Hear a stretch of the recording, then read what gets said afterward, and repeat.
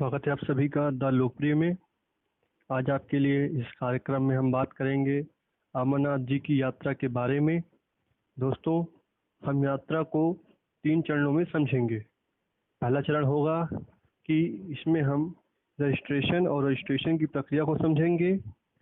दूसरे चरण में हम यह समझेंगे कि यात्रा में हमें क्या करना है और क्या नहीं करना है। और तीसरे चरण में हम जानेंगे कि यात्रा कैसे करनी है। आइए अब हम पहला चरण को समझते हैं। दोस्तों, इस बार अमरनाथ यात्रा 23 जून 2020 से शुरू हो रही है और 3 अगस्त 2020 तक चलेगी, जिसके लिए रजिस्ट्रेशन शुरू हो चुके हैं 2 अप्रैल 2020 से। यात्रा के लिए रजिस्ट्रेशन पहले आओ पहले पाओ के आधार पर हो रहे हैं। तो दोस्तों, रजिस्ट्रेशन जितना जल्दी हो सके आप करा लें। आइए अब जानते हैं कि रजिस्ट्रेशन कैसे होगा।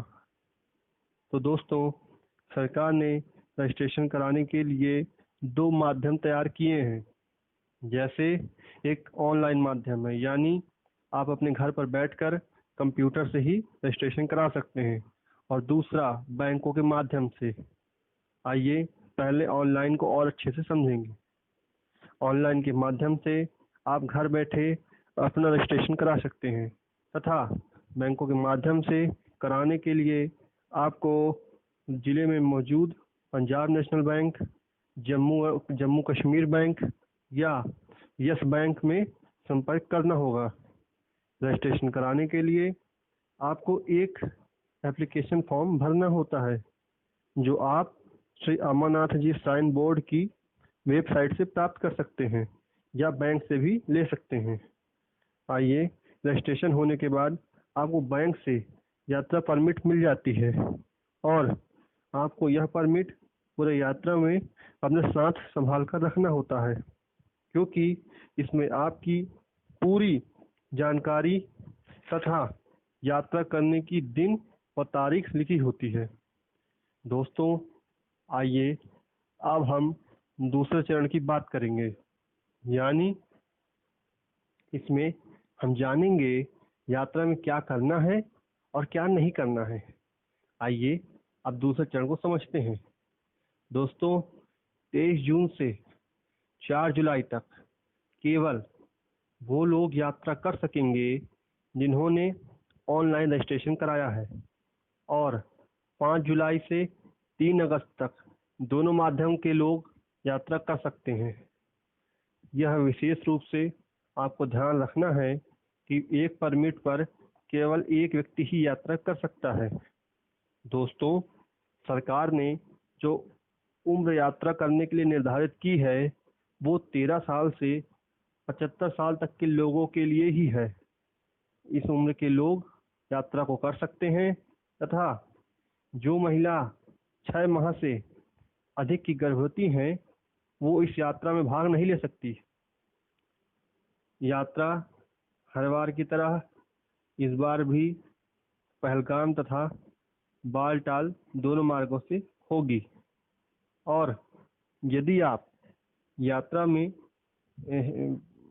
हेलीकॉप्टर से भाग लेना चाहते हैं, तो आपको बालटाल और पहलगाम बेस कैंप में ही अधिकारियों से संपर्क करना होगा, तथा हेलीकॉप्टर से यात्रा करने के लिए स्वास्थ्य प्रमाण पत्र दिखाना होगा। आइए अब हम जानेंगे कि यात्रा में आपको अपने साथ क्या क्या ले जाना है।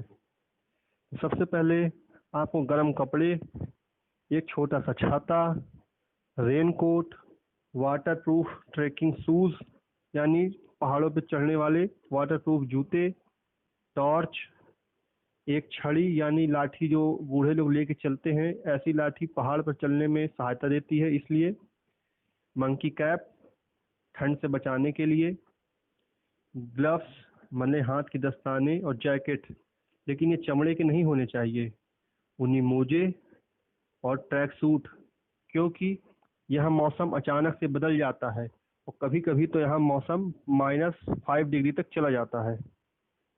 आइए अब महिलाओं के लिए जानते हैं क्या जरूरी है। महिलाओं के लिए साड़ी सही नहीं रहती, इसलिए महिलाओं को सलवार कमीज, पैंट शर्ट या ट्रैक सूट पहनना चाहिए।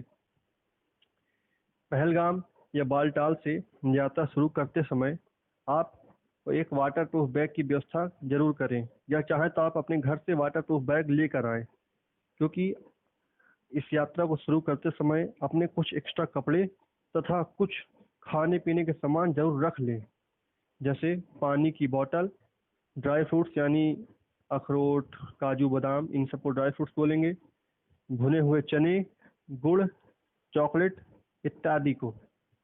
इसके अलावा कुछ कोल्ड क्रीम, वैसलीन या सनस्क्रीन क्रीम जैसी चीज़ों को भी रखें।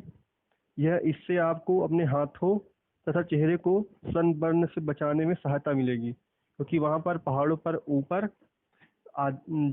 झुलस सकते हैं आप सनबर्न से। पूरी यात्रा में सदैव झुंड के साथ रहें और यात्रा में अपना आईडी कार्ड, यात्रा परमिट और ड्राइविंग लाइसेंस अपने जेब में रखें, या अपने घर में मौजूद लोगों का मोबाइल नंबर और अपना पता भी आप अपने पहचान पत्र के साथ अपने जेब में रख सकते हैं। ये सब आपातकालीन कार्यों में काम में आता है। दोस्तों, आइए अब हम जानेंगे कि यात्रा में क्या नहीं करना है। जैसे जहाँ पर चेतावनी लिखी है कि ना रुके, तो फिर वहाँ पर ना रुकें, क्योंकि वहाँ से पहाड़ से पत्थर गिरते हैं। दूसरा, आप यात्रा में स्लीपर का प्रयोग ना करें, क्योंकि स्लीपर फिसलता है और पहाड़ पे उतार चढ़ाव बहुत रहता है। इसलिए आप यात्रा में वाटरप्रूफ लेस वाले जूते ही पहनें। किसी भी शॉर्टकट के चक्कर में न पड़े। यात्रा में प्लास्टिक का प्रयोग ना करें, और जहाँ पे यूरिनल और लैट्रिन्स की व्यवस्था है उसी का प्रयोग करें, और वातावरण को शुद्ध बनाए रखें। और आते जाते समय भी रास्ते की स्वच्छता का ख्याल रखें। आइए अब हम तीसरे चरण की बात करेंगे और जानेंगे यात्रा की बारीकियों के बारे में। आइए अब हम जानेंगे कि यात्रा कैसे करनी है। सबसे पहले जब आप जम्मू रेलवे स्टेशन से बाहर निकलते हैं, तब आपको रेलवे स्टेशन से सीधे भगवती धाम जाना होगा। भगवती धाम जाने के लिए आपको स्टेशन के बाहर से बस या ऑटो लेना होता है। दोस्तों, अब आप सोच रहे होंगे कि क्या भगवती धाम जाना जरूरी है?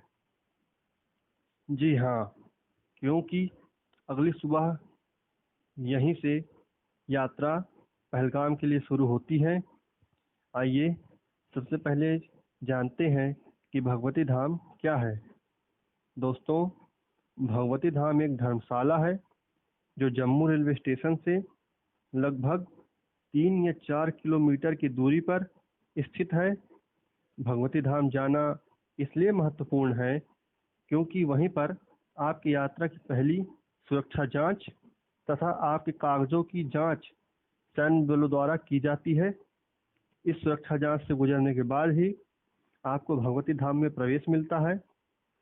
भगवती धाम में आपको सभी प्रकार के खाने पीने की तथा रहने की सुविधाएं मिलती हैं। दोस्तों, भगवती धाम में एक रात गुजारने के बाद अगली सुबह जम्मू से कश्मीर के लिए यात्रा की शुरुआत 4 बजे से हो जाती है। यहाँ आपको सरकारी बसों से सेना की सुरक्षा के घेरे में आपको पहलगाम बेस कैंप तक ले जाया जाता है। इस जम्मू से पहलगाम यात्रा के बीच में आपको खाने पीने की व्यवस्था मिलती है। जैसे रास्ते भर आपको भंडारे नजर आएंगे, जहां आप रुककर खा पी सकते हैं। लेकिन आपको यह भी ध्यान रखना होगा कि ज़्यादा खाने से प्राकृतिक समस्याएं हो सकती हैं, इसलिए कुछ भी खाते पीते समय संयम और सावधानी रखें, क्योंकि आपको अपनी यात्रा पूरी करनी है। आपकी यह यात्रा शाम 6 बजे तक पूरी होती है और रास्ते में प्राकृतिक कार्यों के लिए सुविधाएं उपलब्ध नहीं है। दोस्तों, इसके बाद आपको पहलगाम बेस कैंप ले जाया जाता है। पहलगाम बेस कैंप में आपको रात रुकने के लिए टेंट किराए पर लेना होता है। इस टेंट में आपको सोने के लिए बिस्तर दिया जाता है।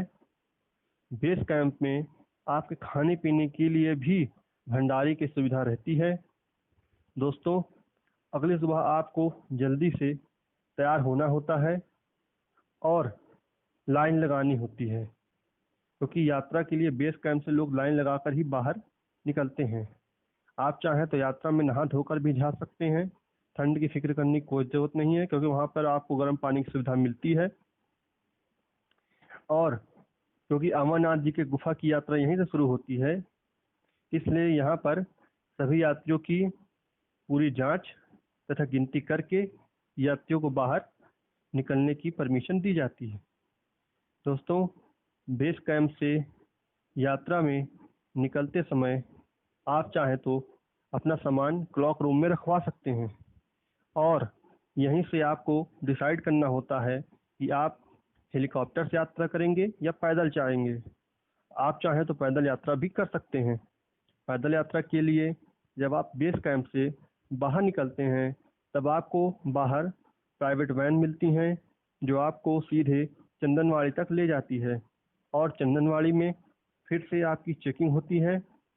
इसके बाद आपकी पैदल यात्रा और पहाड़ की चढ़ाई शुरू हो जाती है।